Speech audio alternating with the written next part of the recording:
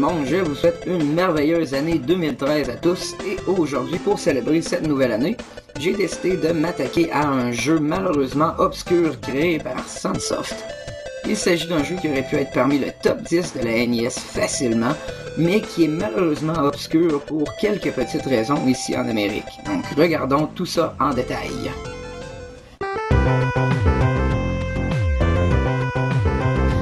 Ah, Mr. Gimmick, un de mes jeux favoris sur la NES. Ce jeu est sorti le 31 janvier 1992 au Japon et le 5 mai 1992 dans les territoires scandinaves et australiens.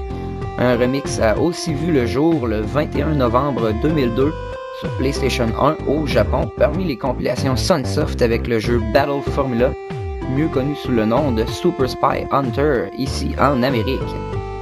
Mr. Gimmick n'a malheureusement jamais vu la lumière du jour ici en Amérique et nous sommes malencontreusement privés de ce chef-d'œuvre qui serait facilement parmi le top des jeux NES. Une ROM a heureusement été rescapée de la base de données Nintendo pour finalement être distribuée par RetroUSB.com sous la forme de cartouches de reproduction pour environ 60 ou 80$, alors que la version originale Famicom et australienne vont pour environ 200$ et même 400$ complete in box. Qu'est-ce que nous, pauvres Américains, avons manqué dans tout cela? Beaucoup de choses.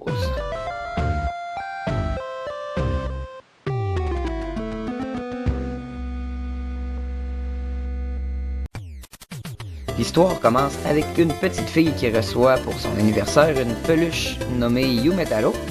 Et elle commence rapidement à préférer son nouveau cadeau plutôt que ses autres peluches qui, envahies par la jalousie, se rebellent tous, kidnappent la jeune fille et l'amènent dans une dimension remplie de jouets. Yumetaro, en tant que protagoniste, doit donc braver les épreuves et les pièges tendus par les autres jouets afin de sauver la jeune fille d'un gangbang multiple orchestré par des peluches vicieuses et malsaines. Une histoire pour enfants, certes, mais ne vous laissez pas berner par cette intro et son look enfantin, ce jeu est très difficile. Le joueur contrôle Yumetaro. Ok, on va l'appeler Gimmick à partir de maintenant. Le joueur contrôle donc Gimmick qui a comme seule attaque une étoile générée sur sa tête en maintenant le bouton B enfoncé. La physique de ce jeu est très avancée pour un jeu NES. L'étoile réagira différemment selon la hauteur et la vitesse de Gimmick. Il est donc primordial d'apprendre à contrôler cette étoile qui, en plus d'être la seule attaque disponible, peut aussi être utilisée comme moyen pour atteindre des plateformes hors de la portée de Gimmick. Certaines sont très difficiles à atteindre et demandent une précision et un timing digne de Chuck Norris. Les contrôles de ce jeu sont excellents une fois que nous sommes habitués à la physique particulière qui n'affecte pas seulement les attaques, mais aussi les mouvements même de Gimmick. Ils sont affectés par le momentum causé par différentes plateformes et inclinaisons de différents niveaux, des caractéristiques plutôt rares pour un jeu NES. Mais les détails ne s'arrêtent pas seulement à la physique. On peut très bien voir que Sunsoft ont mis leur cœur et leur âme dans ce jeu qui aurait très bien pu être le king de Sunsoft. Mr. Gimmick regorge de particularités qui nous feront simplement sourire. Des ennemis adorables et d'autres atrocement redoutables et même une autruche. Regardez juste ces ennemis-là. Une fois sur le dos, leur petite patte pousse Gimmick. Quoi? Les niveaux sont pas trop longs, pas trop courts et juste assez difficiles pour nous donner le goût de continuer à jouer. L'intégralité de ces graphiques et le nombre incroyable de détails pourraient facilement être les points forts de ce jeu si ce ne serait pas de l'élément suivant.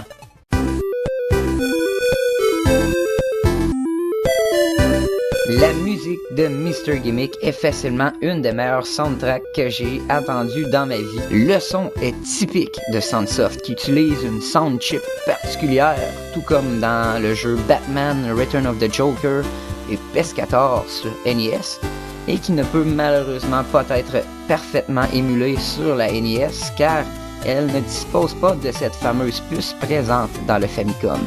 Il en résulte donc une version où certaines pistes sont inaudibles, altérant par le fait même l'ambiance de certains morceaux. Jugez par vous-même.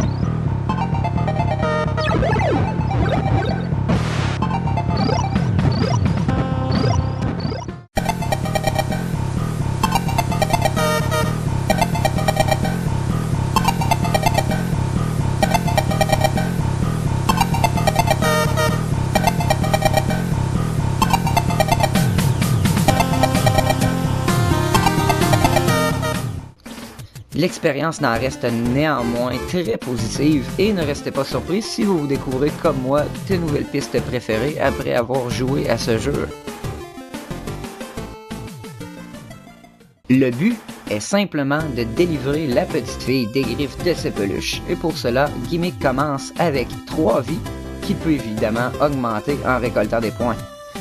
Il doit donc tuer plusieurs ennemis et collectionner un item caché par niveau qui vaut normalement plusieurs milliers de points afin de maximiser le nombre de vies. Les items cachés sont souvent très difficiles à atteindre et on peut parfois même se demander comment Sunsoft croyait qu'on allait faire pour toutes les récolter.